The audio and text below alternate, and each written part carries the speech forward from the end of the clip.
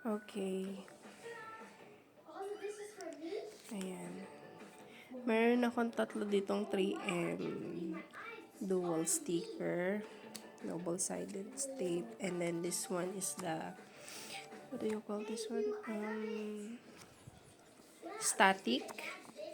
It is a static sticker for my DDPi dashcam camera.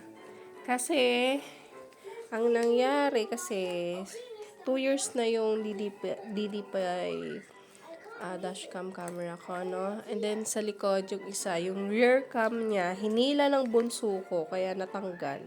So, ngayon, magpapalit ako. Okay, nandito ako ngayon sa likod. At maglalagay ako ng, ito yung ginawa ng anak ko. Tignan niyo naman. Diba? Tinanggal niya from there. Ayan, ito yung rear cam ng DDPi. So, ilalagay ko lang ulit siya. Hinila niya kasi bunso ko, ayaw niya na sa car seat. So, minsan, pagka nakaupo siya sa car seat, hindi ko na siya nilalak. Kasi behave naman na din siya minsan. Pag wala siya sa car seat, nakaupo lang siya dyan. At saka, kung di naman kami malayuan na biyahe, dito lang. So, yan.